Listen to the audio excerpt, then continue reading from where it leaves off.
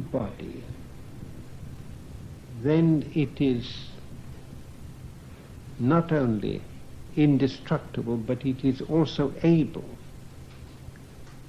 to act. All this part he says very little about, and I shan't go really more into detail. Some people asked what was meant by the occipal-Nebnian exchange of the lower parts of the soul. This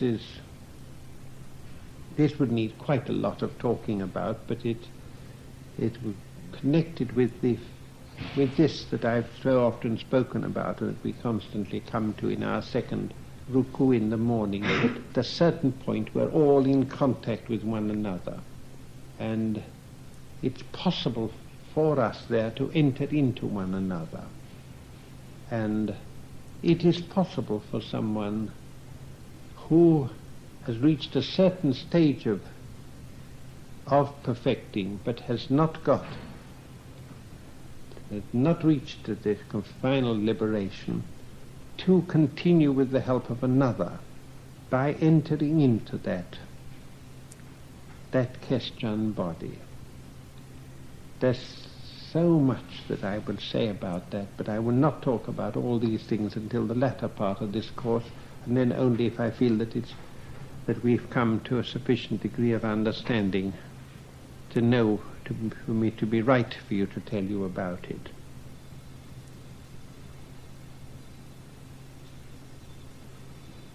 Is that 4 o'clock? Is that tea sounding?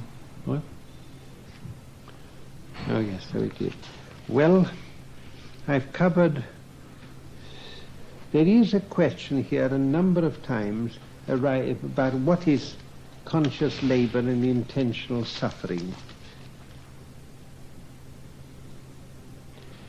Have I not spoken to you about the distinction between voluntary suffering and intentional suffering? Mm-hmm. So I really should not have to speak about this again. It is intentional suffering. That is, acting with acceptance of the consequences of what one is doing. And particularly when it is acting for the benefit of others. Most people have a wrong attitude towards service to others, that they look at it as meritorious, and possibly even they look at it as somehow meriting a reward, and as something which at least perhaps should be recognized and appreciated. In fact, it doesn't work out like this.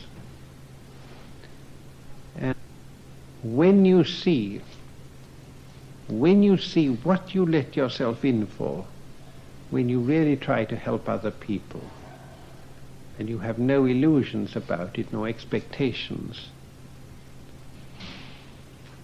this is the quality of intentional suffering. Well, I will keep all these questions by me, but I'd like those of you who haven't put your names on them to do so, because there's some of these questions which I might bring people into a special group to talk about it, because the questions merit special opportunity for talking. But I can't do it if I don't know who you are. All of you who put in questions, they take them sometime. You don't need to do it after me tonight.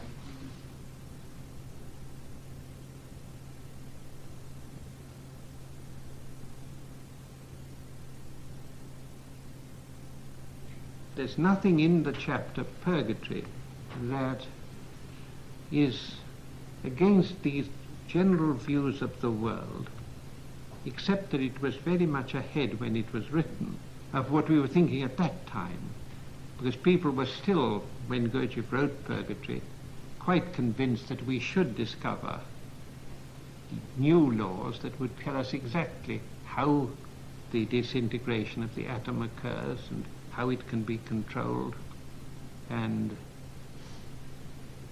how life occurs and how life can be controlled.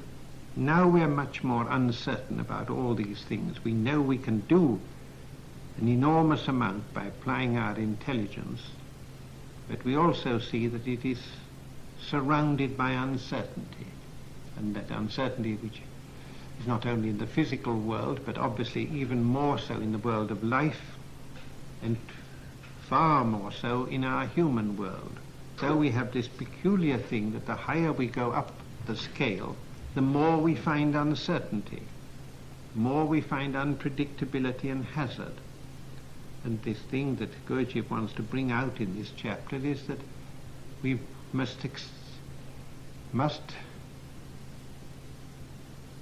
take it that this goes all the way. There is no end to this, that even from the ultimate source there is uncertainty because of the very nature of existence.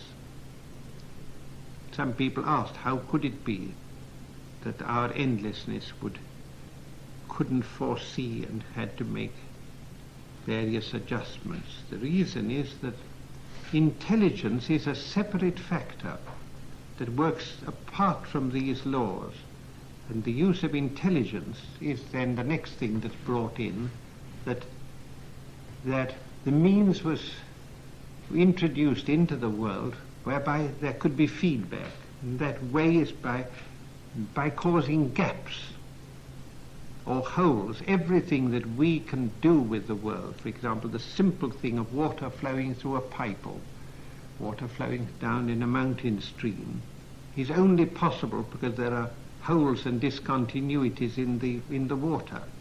If it were fewer holes, then it would be turned into ice. But even ice can be broken.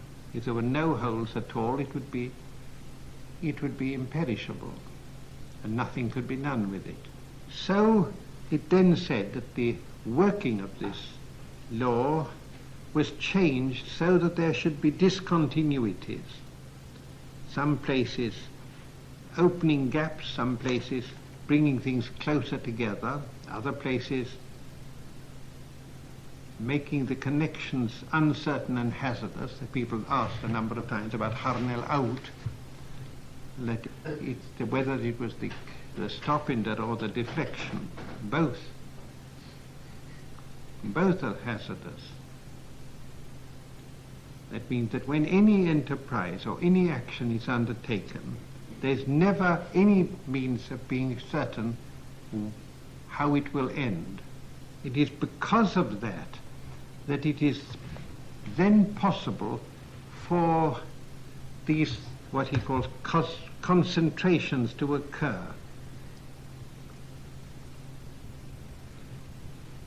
This is one of the difficult questions now in physical science. How is it that these concentrations have occurred, the galaxies and the stars and the planets and the dust? This is because there are discontinuities that people generally agree, and that is what Gurdjieff says here.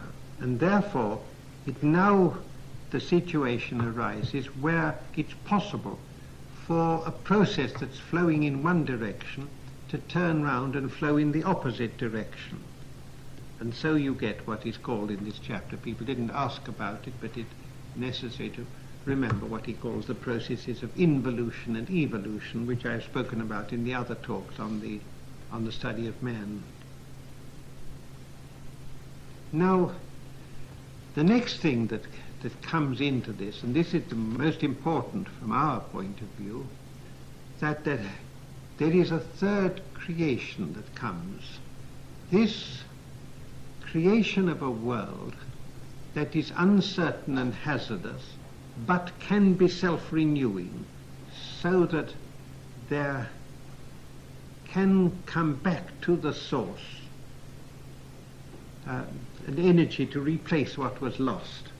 It is said, if you remember here, that the wisdom of God, the theomertmalogos, or word God, originally only set the world in motion, and after that it proceeded by mechanical laws.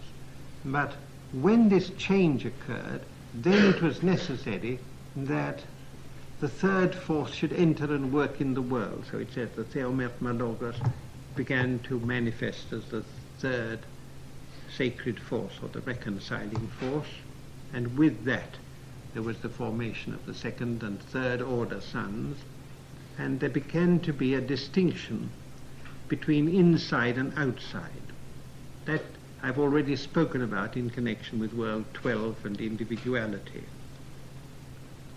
World 12 corresponds to the second order suns in the chapter Purgatory.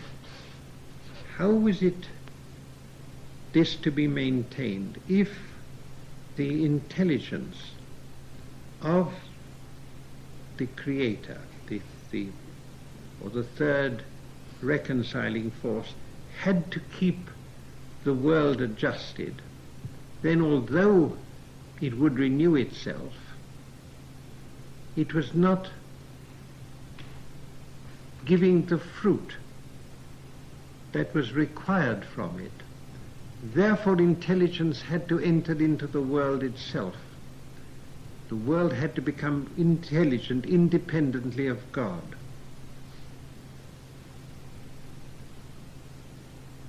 That is the big idea that is in this, and that is the second important notion in this, that there should be independent intelligences that could take over more and more the work of adjusting the feedback, or the trogo-auto-egocrat, so that eventually the world could fulfill the object for which it was created, that is, to provide a living and immortal system within which the Creator could work. Somebody asked me to explain the etymology of the word trogo-auto-egocrat. Well, if you know Greek, it is just taken from ordinary colloquial Greek. Trogo means eat, auto myself, ego I, krat from the word kratizo, I hold myself together. I hold myself together through food. Through the act of eating, I maintain my existence. That is what trogo-auto-egocrat means. That's where the idea of mutual feeding, of reciprocal maintenance is introduced, and which comes in many other places, but it is important in this chapter. There is a question which has obviously bothered several of you about what is meant by the division that comes with the third order suns, so that the results can be either in or outside the world. Some of you have seen what I hope you would all see, and that is that here we're speaking about the same thing that I spoke of when one moves from World 6 to World 12, from World 12 to World 24, because these correspond to the same things. That what is called in here, in chapter Purgatory, the megalocosmos, is what we've been calling World 6, and the most holy Son absolute is World 3, and World 12 corresponds to the suns, but also to the individuality that is in each one of us. World 24 corresponds to the planets and to the selfhood that is in each one of us. What I said before about the distinction between the triads with and without a mark on them is expressed in this chapter by the words lost half the force of their vivifyingness, so that you get, for example, from World 6 you have a triad like this, which is the triad of involution, of descent, by which the will This is the megalocosmos. This is the deuterocosmos. World 12 and world 1 represents the our endlessness. This is world 24 and world 48 are the tetatocosmoses. Where's the microcosmos? The microcosmoses don't appear in this scheme because they are the cells within the tetatocosmos. One would have to go, it is simply a movement inward. In this chapter, the word microcosmos stands for the cells. It is the simplest form of individual existence, of individual living existence. Now here we have this. Here there will be a transmission that maintains this same, as I said, I think last time, the same influence coming from above. But there'll also be one where now the originating force comes from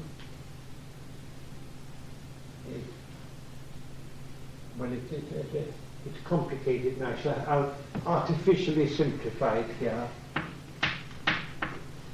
to say that there is a creative movement that begins from the Sun Absolute, and there's a creative movement that belongs from the second order Sun.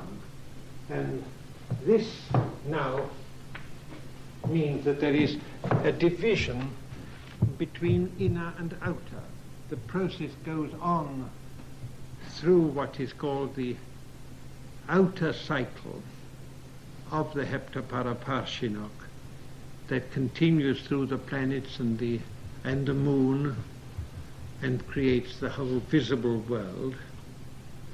And there is a creation that begins in the sun where individuality enters.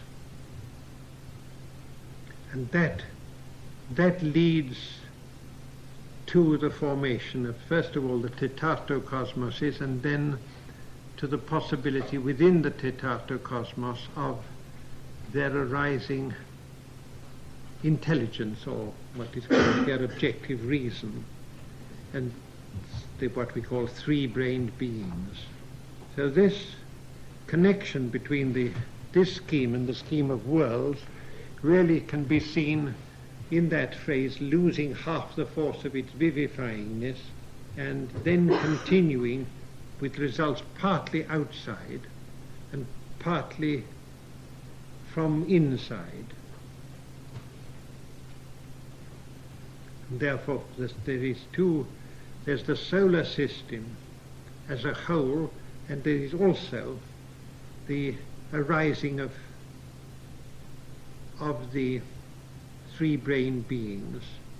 And then comes something else that's said. And then in certain of these three-brained beings, the Creator then gives his attention to them so that they are endowed with something more, with the possibility of individual return to the source. And that is really the fourth creation. When I spoke about man, I said that we had to take it that there was a fourth element that comes into man, that is his own I, his own will, that doesn't come from his parents or from the planetary conditions of his birth or even from the sun, but straight from the source, or one say from God. So that when you would come down as far as this point here, you have this fourfold nature of man. And now the question is, you may say, how is it that we're putting the tetatocosmos in the level of world 48 if we say that world 48 is, as I did last week or earlier this week,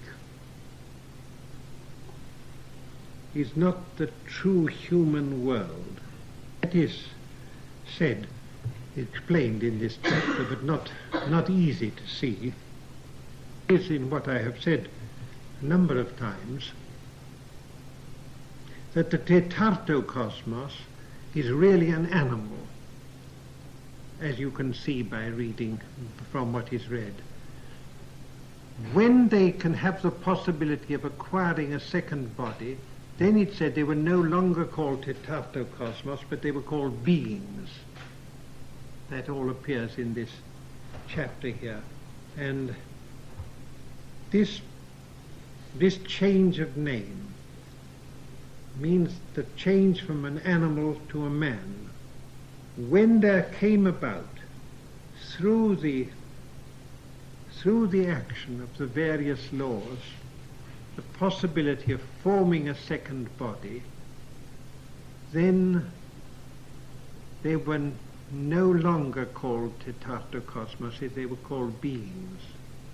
Now it's also necessary to say something about the Chut-God-Litanical period and the perfected beings and the imperfected beings, but before I go on to that, which is the next group of questions here, I'd just like to see if there's anything you want me to say about this sort of general picture. You said it's totally unpredictable what's going to happen.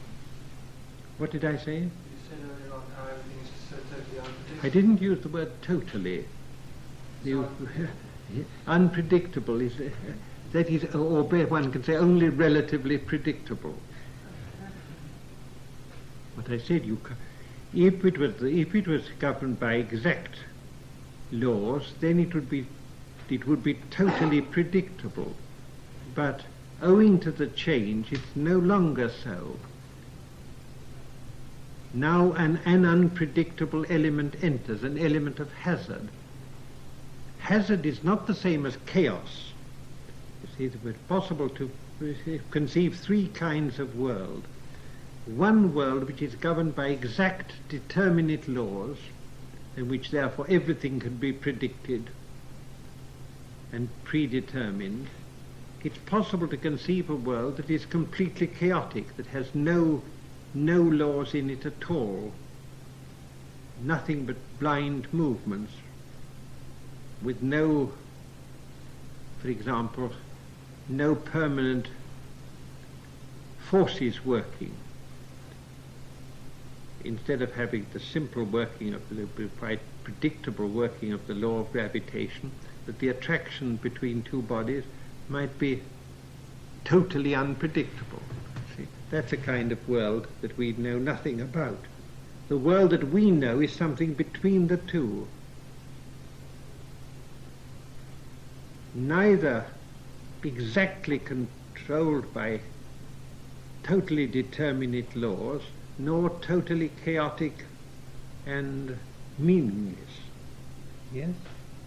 I think I get a feeling for what you're saying in the advantages of having a sort of semi-predictable world, but what's the purpose of being able to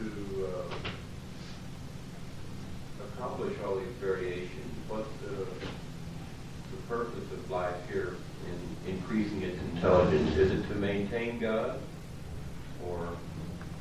Well, the words that he used, that our endlessness saw that these beings could become independent intelligences and therefore be a help to him in the administration of the enlarging world. Do you remember? That's the words that are used here. The words enlarging world, you have to take into account here that it is in the nature of this second form of the laws that the world has to enlarge in order to provide the feedback. There is waste in this process. It is expressed in the old alchemical saying, separating the fine from the coarse. Just as we do when we eat, we extract from the food the valuable part and we reject the rest. the world is constructed in such a way that it's kept going by selection, separation of the fine from the coarse.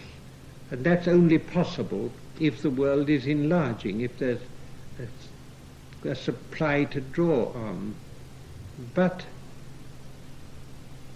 this, as we know very well from ordinary experience, how the larger things get, the more unmanageable they get.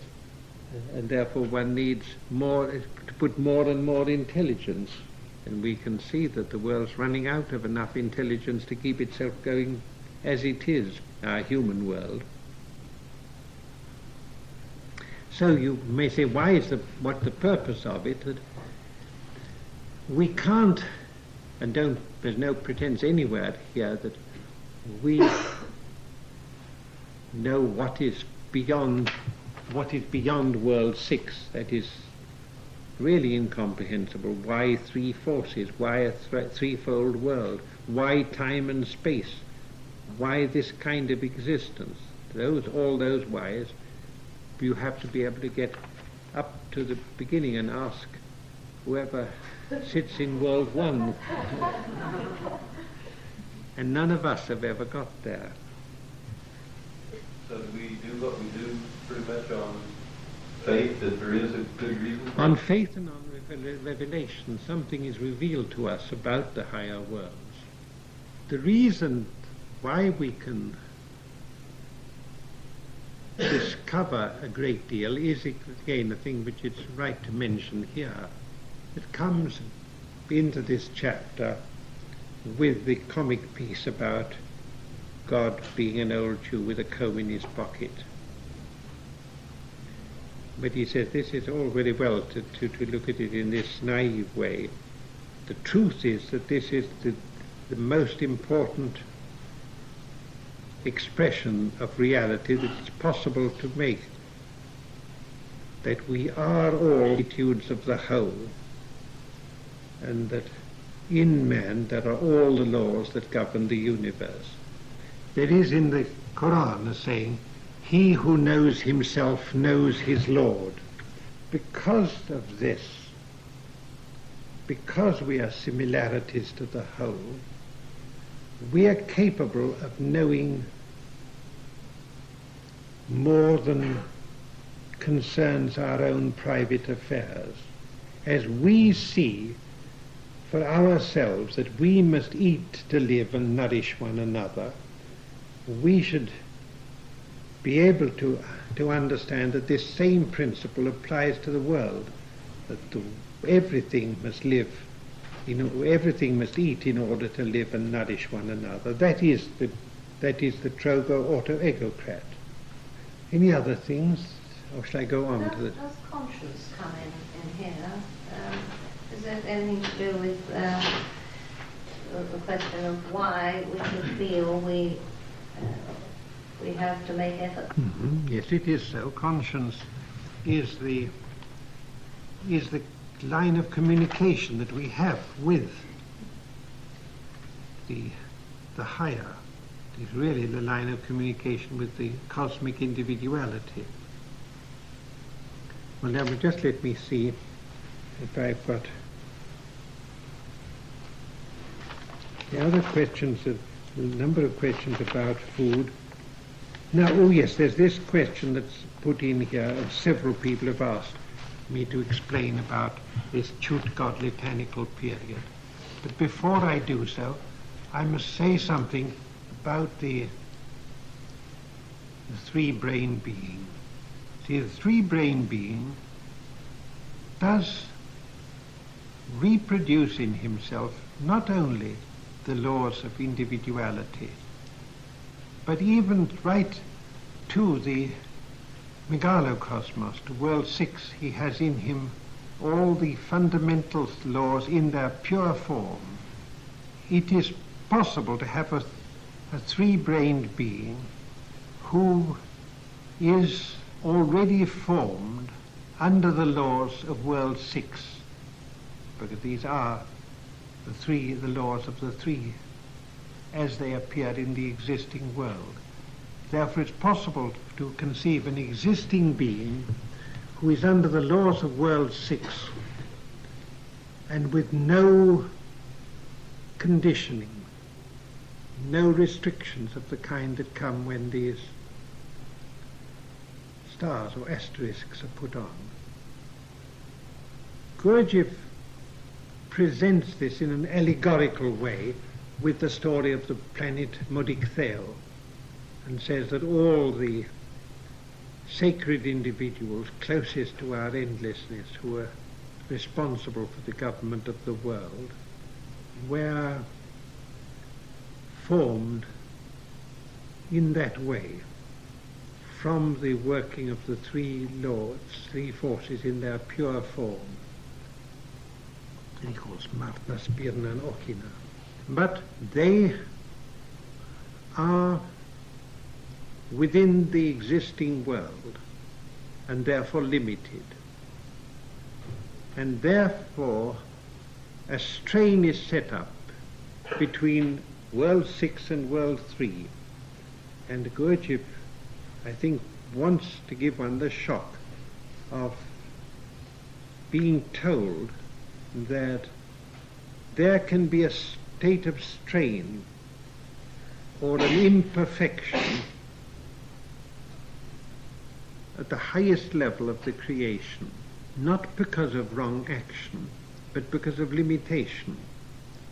That when the limited and the unlimited, or the finite and the infinite, are brought together, there is an incompatibility that can't be overcome.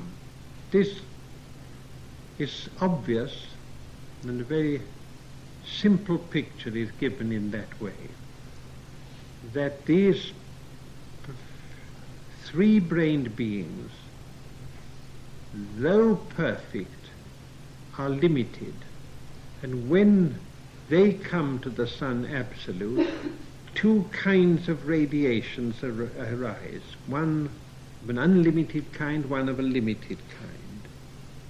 And this produces a new predicament.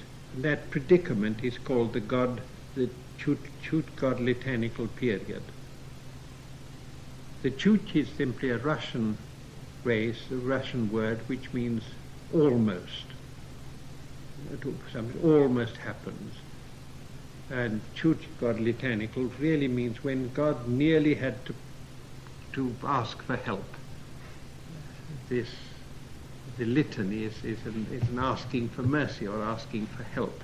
This idea that the confronting of the finite and the infinite, of the conditioned and the unconditioned, produces an insoluble problem, that its very nature is to be insoluble, and therefore there has to be found only an approximate solution, some way in which the two can be adjusted to one another, and then that requires these further steps where there can be not only a return of perfected beings, but a process of self-creation. And so there come to be two kinds of perfected being. One, the kind of being who created perfect already on the level of world 6, and the kind of beings who start from the tetartocosmos and by a process of evolution go from one world to another until they finally return to world 6. And that is the whole significance of this notion of purgatory, which of course you asked me to talk about. Purgatory is in world 12. It is a special region or state of affairs in world 12 where the finite and the infinite meet. That is where these two laws come together. And then that means that the strain, the stress the agony, is now transferred into world 12. And world 6 is now screened, as it were. A screen is placed through which it's not possible to pass until the limitations of existence are shed, are put away. This is, of course, something which in all religion is taught. It is taught in an awkward way in the Christian religion, because the purgatory has in the course of time been so changed from the original conception that it's now looked upon as something which everyone is able to go through, and even nowadays people beginning to think this is too much and you must be expected to be allowed to go to heaven without even having to worry about purgatory. In Islam, the teaching is that you have to go through purifying suffering, but eventually everyone will be brought to the paradise or to the sun, absolute.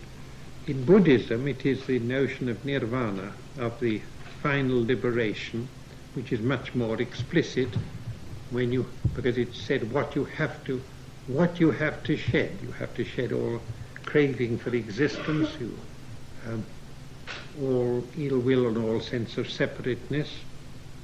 The three things that are finally put aside, they all correspond to the holy planet purgatory. It is to empty oneself of all that is limiting, not only of oneself, in order to, according to Gurdjieff's expression, one cannot enter the holy planet purgatory until one has overcome the egoism that makes one separate from other people. Because in a later chapter, a chapter in Justice, War chapter I think it is, there's a short passage in which Beelzebub explains to Hussein that it is written over the portal of the holy planet purgatory, only he can enter here who is able to put himself in the place of the other results of my labors. That is, who is able to have complete compassion. So that, again, in the nomenclature of the Gurdjieff and his different levels of man, one can say that only man number 6 can enter into the holy planet purgatory, and it is to come to that complete liberation that enables him to pass to world 6.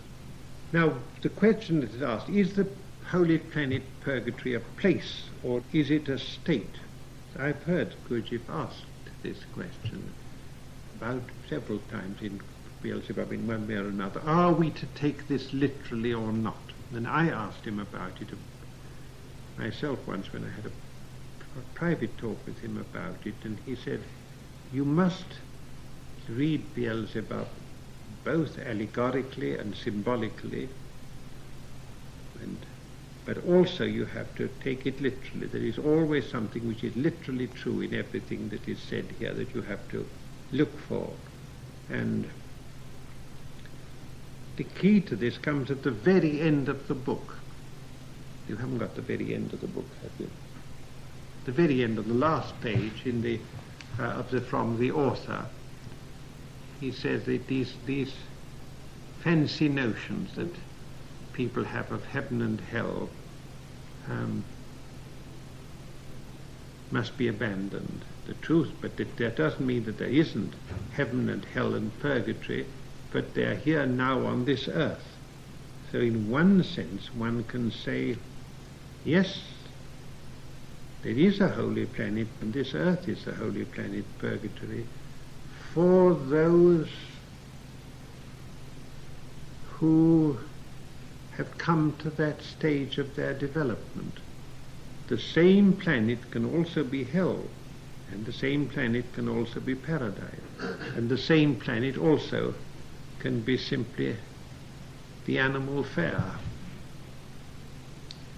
That's one way of looking at it, but there is a deeper way of looking at it that Gurdjieff certainly wants to convey here, and that is that we have the possibility of reaching the liberation, as Buddha says, here in this very life. And some people have asked questions about accelerated transformation. It doesn't mean that now, or perhaps at any time in the future, that we can't tell, but certainly now, that the way of accelerated transformation is possible for many people. But everyone who comes to a certain stage in their development enters into the stream that will eventually bring them to it. This is just said, and it's said several times in Beelzebub's tales. Now, just to make it clear what I mean when I said it, this Chut godly-tanical period is a really strange thing, and why Gurdjieff put it in here, because it has always been a great a mystery, and not openly talked about, that there is a very high uncertainty in the working of this creation. I think it's necessary for us to accept this, because if the uncertainty began on our level, it would be very hard to accept and hard to understand. Why should we be the only beings who can fail, and why should our lives be so hard? That means our possibility of perfecting so hard. If everything is roses in the higher worlds, I think Gurdjieff was very anxious that we should really understand that everything is not roses in the higher worlds. And that's why he put this in. I remember once saying to him that it must be the hardest thing of all to be God. He looked at me and it is so.